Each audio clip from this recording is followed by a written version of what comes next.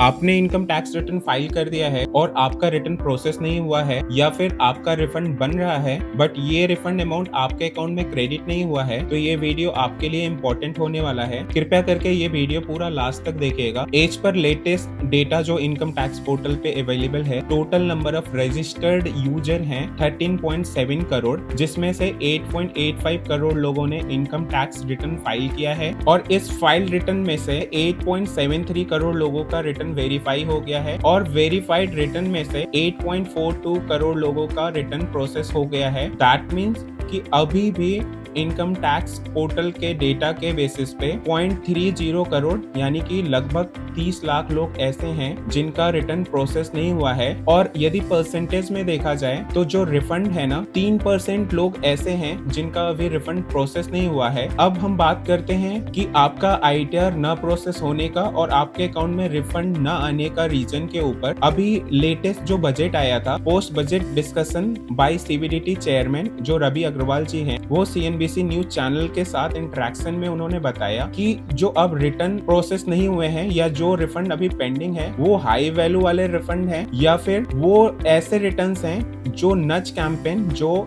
नवंबर और दिसंबर में income tax department द्वारा चलाया गया, उसके बेसिस पे उन्होंने अपना रिटर्न रिवाइज किया, या फिर वो वाले रिटर्न्स हैं जिनका इनकम टैक्स रिटर्न में जो डेटा दिखाया और जो इनकम टैक्स पोर्टल या इनकम टैक्स डिपार्टमेंट के साथ जो डेटा अवेलेबल है उनमें मिसमैच होना। जैसे फॉर एग्जांपल आपने रिफंड क्लेम किया है 50,000 रुपीज और आपके अकाउंट में जो 26 एएस में 40,000 का टीडीएस बनता है, तो वहां पे 10,000 का मिसमैच है। तो ऐसे केसेस हैं, या फिर कुछ आपने रिटर्न में कुछ आपने ट्रूली डिस्क्लोज नहीं किया, कुछ मेजर स्केड्यूल्स मिसिंग थे जिस वजह से आपको 139 सबसेक्शन 8 का कोई इंटीमेशन नोटिस आया होगा, या आपको कोई एडिशनल 245 का नोटिस आया होगा, या आपका 143(1) का इंटीमेशन आया तो होगा बट उसमें कुछ मिसमैच होंगे जिनके वजह से आपका रिफंड नहीं आया होगा। तो कंक्लूजन ये है जो सीबीडीटी चेयरमैन ने बताया कि जो अभी 3% के आसपास रिफंड पेंडिंग है वो मेजरली हाई वैल्यू रिफंड है या फिर रिवाइज रिटर्न वाले मोस्टली केसेस हैं। और उन्होंने एक और इम्पोर्टेंट चीज बताया कि ये जो नच कैंपेन था ना, इसको रन करने की वजह से बहुत सारे लोगों ने अपना रिटर्न रिवाइज किया, जिसके वजह से जो डिपार्टमेंट द्वारा टैक्स रिफंड एसीसी को पेएबल था उसमें रिडक्शन हुआ, जिसके वजह से 1750 करोड़ के आसपास गवर्नमेंट को बेनिफिट हुआ। तो कहीं ना कहीं ये गवर्नमेंट के लिए एक अच्छा स्टेप था। बहुत सारे लोगों ने जो फेक क्लेम या डिडक्शन वगैरह ले रखा था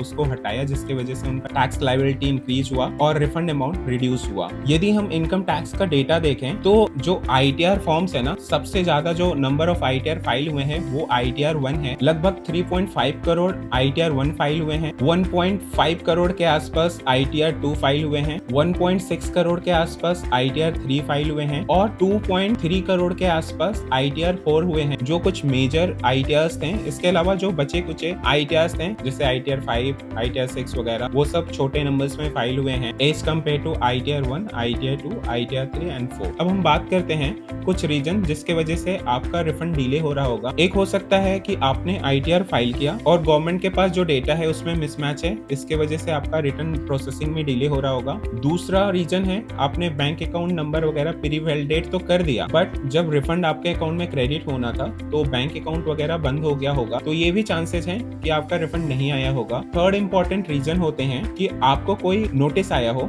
या कोई इंटीमेशन जो सेक्शन 245 का हो या कोई मिसमैच का नोटिस हो, जो आप ई प्रोसीडिंग सेक्शन में जाके चेक कर सकते हो, जहां पे आपसे रिप्लाई मांगा गया होगा या फिर आप उसको एक्सेप्ट करो या उसको डिनाई करो। तो आपको सिंपली जाना है अपने इनकम टैक्स पोर्टल पे लॉगिन करना है, ई प्रोसीडिंग सेक्शन में देखना है कोई ऐसा इंटीमेशन तो नहीं आया है। यदि आपको ऐसा कोई इंटीमेशन आया है तो आप उसको प्रॉपर रिप्लाई करो। आप एक्सेप्ट कर लेते हो, वेल एंड गुड। नहीं करते हो तो हो सकेगा आपका आईटीआर प्रोसेसिंग में डिले हो जाए और आपका रिफंड आने में भी थोड़ा सा डिले होगा। और एक और जो इम्पोर्टेंट रीजन है, आपको कोई प्रीवियस आउटस्टैंडिंग डिमांड के अगेंस्ट में आपको नोटिस आया होगा, आपको पता नहीं होगा, वो भी आप ई प्रोसीडिंग सेक्शन के थ्रू देख सकते हो। तो हो सके वो नोटिस के थ्रू आपका कोई रिफंड है वो एडजस्ट कर दिया गया होगा, आइदर इन फुल फॉर्म या फिर पार्शियली एडजस्ट हो रहा होगा, तो आपको देखना पड़ेगा। इसके अलावा हम डेली डेटा देखें ना, तो जैसे नवंबर दिसंबर में हर दिन 2 लाख 3 लाख एवरेज में आईटीआर प्रोसेस हो रहे थे। ये नंबर जनवरी के फर्स्ट वीक तक तो ठीक था,